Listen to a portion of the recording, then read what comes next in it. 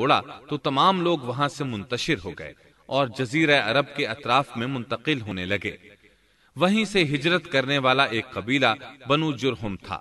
یہ لوگ بنیادی طور پر عرب تھے۔ یہ قبیلہ سفر میں رہتا، جہاں کہیں پانی اور چراگاہ نظر آتے وہیں پڑاؤ ڈال دیتے۔ جب وہاں خوراک ختم ہو جاتی تو آگے سفر شروع کر دیتے۔ چونکہ وہ بہت بڑے تاجر تھے، اس بنا پر ان راستوں سے خوب واقف تھے۔ انہیں چشموں کا خوب علم تھا۔ ملک شام کی طرف بھی ان کی آمد و رفت تھی۔ یہ قبیلہ بنو جرہم مکہ کے قریب پہنچا تو فضا میں پرندوں کو منڈلاتے پایا۔ کہنے لگے ان پرندوں کی موجودگی میں ضرور کوئی راز ہے۔ اب انہوں نے اپنے کچھ آدمی اس طرف بھیجے۔ یہ لوگ جلد ہی چشمے تک پہنچ گئے۔ انہوں نے وہاں ایک عورت اور اس کے بچے کو پایا۔ پھر وہ لوگ ان کے پاس آئے، وہاں پڑاؤ ڈالنے کی اجازت مانگی۔ سیدہ ہاجرہ نے فرمایا، ٹھیک ہے، لیکن شرط یہ ہے کہ تمہیں اجرت ادا کرنا ہوگی۔ ان کے لیے یہ سستا سودا تھا۔ ان کے پورے قبیلے کو سامان زندگی مل رہا تھا، جبکہ صرف ایک عورت اور اس کے بیٹے کی ذمہ داری ان پر عائد ہو رہی تھی۔ انہوں نے فوراً حامی بھر لی اور وہاں رہائش اختیار کر لی۔ اس طرح یہ لوگ سیدہ ہاجرہ علیہ السلام کی معیشت کا ذریعہ بن گئے، اور اس طرح سیدنا اسماعیل علیہ السلام بنو جرہم میں پرورش پاتے رہے۔ انہوں نے ان لوگوں سے عربی سیکھ لی اور ان سے بھی زیادہ عربی دان بن گئے۔ فصاحت اور بلاغت سے عربی میں بات چیت کرنے لگے۔ پھر ان کی اس قبیلے میں شادی ہو گئی۔ ان کی اولاد سے عرب قوم کا آغاز ہوا۔ انہی میں سے سرور کائنات محمد صلی اللہ علیہ وسلم کی ولادت باسعادت ہوئی۔ بنو جرہم کی آمد اور آبادی ابراہیم علیہ السلام کی دعا کا نتیجہ تھی۔ جب انہوں نے اپنی بیوی اور بچے یعنی دو کمزور انسانوں کو اس ویران جگہ چھوڑا تھا تو یہ دعا مانگی تھی، ربنا انی اسکنت من ذریتی بواد غیر ذی زرع عند بیتک المحرم۔ اے ہمارے پروردگار، میں نے اپنی کچھ اولاد اس بے آباد جنگل میں تیرے حرمت والے گھر کے پاس بسائی ہے۔ یہاں یہ سوال پیدا ہوتا ہے کہ کیا اس وقت بیت اللہ کی تعمیر ہو چکی تھی؟ درست بات یہ ہے کہ اس وقت خانہ کعبہ کی تعمیر نہیں ہوئی تھی۔ پھر سوال پیدا ہوتا ہے کہ کیا ابراہیم علیہ السلام کے زمانے سے پہلے اس کی تعمیر ہو چکی تھی یا صرف جگہ ہی معروف تھی؟ اس بارے میں دو طرح کی روایات ہیں۔ بعض میں آتا ہے کہ صرف اس کی جگہ معروف تھی، اور بعض میں ہے کہ ابراہیم علیہ السلام سے پہلے شیس علیہ السلام نے اس کو تعمیر کیا تھا، اور وہ گردش ایام کے ساتھ ساتھ منہدم ہو کر ختم ہو گیا۔ لیکن بہرحال اس کی جگہ معلوم تھی اور وہی پہلا گھر تھا، جیسا کہ اللہ نے خبر دی ہے۔ ان اول بیت وضع للناس للذی ببکۃ مبارکا وہدی للعالمین۔ اللہ تعالیٰ نے پہلا گھر جو لوگوں کے لیے مقرر کیا تھا وہی ہے جو مکہ میں ہے، اور وہ پوری دنیا کے لیے برکت اور ہدایت والا ہے۔ ابراہیم علیہ السلام نے اللہ تعالیٰ سے یہ دعا مانگی تھی، ربنا انی اسکنت من ذریتی بواد غیر ذی زرع عند بیتک المحرم ربنا لیقیموا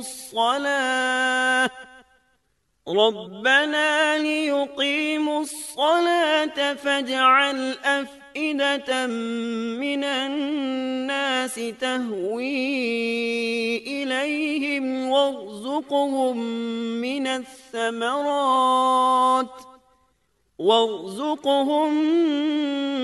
الثمرات لعلهم يشكرون۔ اے ہمارے پروردگار، میں نے اپنی کچھ اولاد اس بے کھیتی کے جنگل میں تیرے حرمت والے گھر کے پاس بسائی ہے۔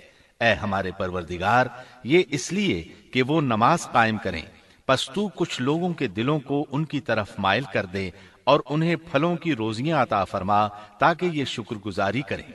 دن گزرتے رہے اور اسماعیل علیہ السلام بنو جرہم کے ماحول میں عمر کی منزلیں طے کرتے رہے اور وہ ہوش سنبھالنے کے قریب ہو گئے۔ ابراہیم علیہ السلام ہر سال 1-2 بار اپنے گھرانے کی دیکھ بھال کے لیے چکر لگاتے تھے۔ جب اسماعیل علیہ السلام نے ہوش سنبھالا تو ایک بار پھر ایک عظیم آزمائش کا وقت آ گیا۔ ہوا یوں کہ ایک مرتبہ ابراہیم علیہ السلام مکہ تشریف لائے، ایک جگہ آرام کے لیے بیٹھے کہ نیند کی وادی میں پہنچ گئے۔ نیند میں انہوں نے خواب دیکھا کہ اپنے لخت جگر کو اپنے ہاتھ سے ذبح کر رہے ہیں، ساتھ ہی آنکھ کھل گئی۔ ابراہیم علیہ السلام جانتے تھے کہ انبیاء کرام کے خواب حقیقت ہوتے ہیں، اللہ کی طرف سے وحی ہوتے ہیں، اور شیطان کسی صورت ان کے خواب میں نہیں آ سکتا، لہذا انہوں نے اس خواب کے مطابق عمل کرنے کا پختہ ارادہ کر لیا، کسی قسم کی پریشانی کا شکار نہ ہوئے۔ اللہ رب العزت نے اس عظیم اور تعجب خیز واقعے کا قرآن مجید میں ذکر کرتے ہوئے فرمایا، وقال إني ذاهب إلى ربي سيهدين رب هب لي من الصالحين فبشرناه بغلام حليم فلما بلغ معه السعي قال يا بني إني أرى في المنام أني أذبحك فانظر ماذا ترى۔ اور ابراہیم نے کہا، میں تو ہجرت کر کے اپنے پروردگار کی طرف جانے والا ہوں، وہ ضرور میری رہنمائی کرے گا۔ اے میرے رب، مجھے نیک بخت اولاد عطا فرما۔ تو ہم نے ایک بردبار بچے کی بشارت دی۔ پھر جب بچہ اتنی عمر کو پہنچا کہ اس کے ساتھ چلنے پھرنے لگا تو ابراہیم نے کہا، میرے پیارے بیٹے، میں نے خواب دیکھا ہے کہ میں تجھے ذبح کر رہا ہوں، اب تو بتا تیری کیا رائے ہے؟ یہاں سوال پیدا ہوتا ہے کہ ابراہیم علیہ السلام نے اسماعیل علیہ السلام سے مشورہ کیوں لیا؟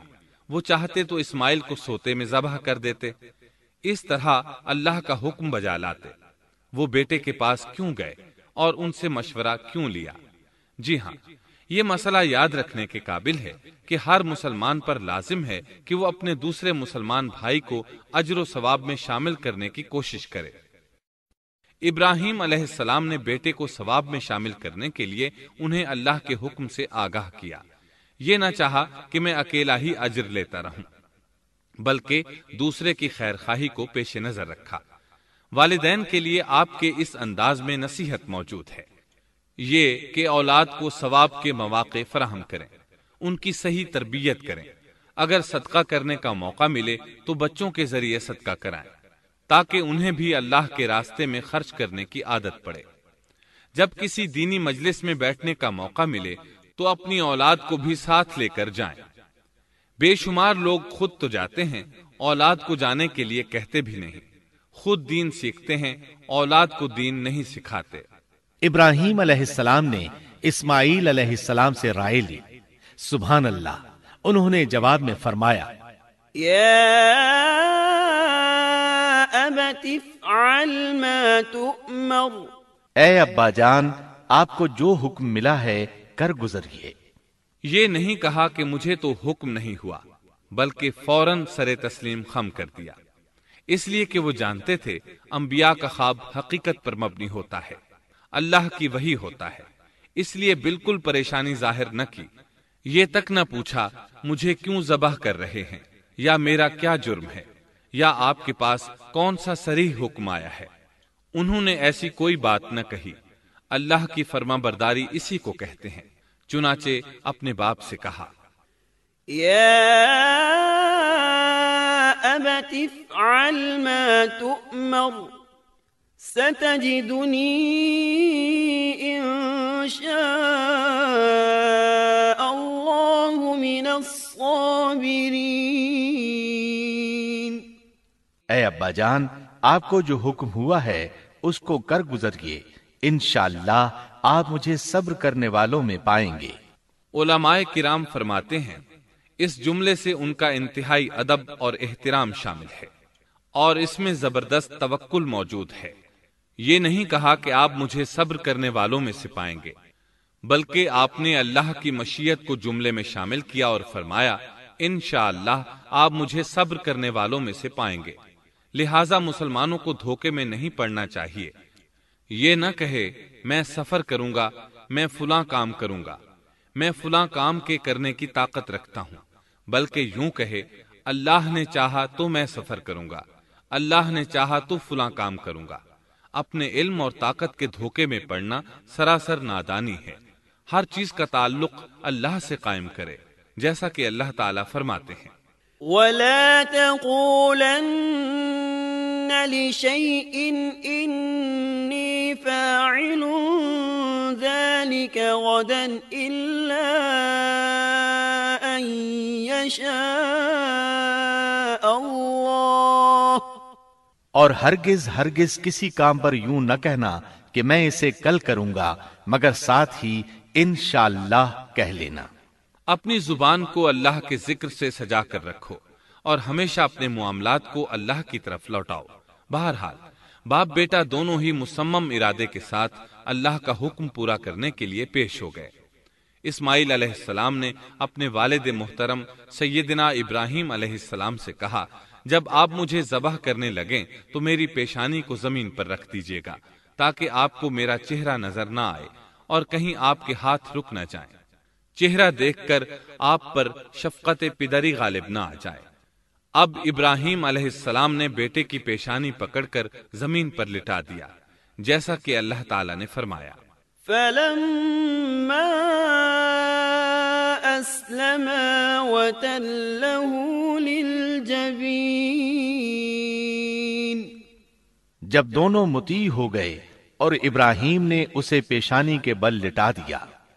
اب انہوں نے چھری پکڑی اور گردن پر چلا دی، لیکن چھری نے گردن نہ کاٹی، بالکل اسی طرح جیسے آگ نے ابراہیم کو نہیں جلایا تھا، اس لیے کہ چھری میں کاٹنے کی طاقت اور آگ میں جلانے کی صلاحیت اللہ کے حکم کے بغیر نہیں آ سکتی۔ اللہ نے دونوں سے یہ طاقتیں سلب کر لیں۔ اب ابراہیم زور لگا رہے ہیں، ادھر اسماعیل علیہ السلام کہہ رہے ہیں ابا جان جلدی کیجئے، چھری چلائیے۔ اللہ تعالیٰ نے اس واقعے کا ذکر یوں فرمایا ہے فَلَمَّا أَسْلَمَا وَتَلَّهُ لِلْجَبِينِ، جب وہ دونوں مطیع ہو گئے اور ابراہیم نے اسے پیشانی کے بل لٹا دیا۔ اس مطیع ہونے سے مراد اللہ کے حکم کو نافذ کرنا ہے۔ اب ظاہر ہے مطیع تو وہ پہلے بھی تھے، لیکن یہاں اسلما یعنی مطیع ہونے سے مراد کامل اسلام ہے۔ نہایت واضح اور حقیقی اسلام مراد ہے، اس لیے کہ کامل اسلام وہی ہوتا ہے جس میں بغیر کسی تردد اور توقف کے اللہ کے امر اور نہی کی تصدیق کی جائے۔ یہ تھا حقیقی اسلام۔ ہاں تو چھری چلتی رہی، گلا نہ کٹا، اس لیے کہ امتحان اور آزمائش کی تکمیل ہو چکی تھی۔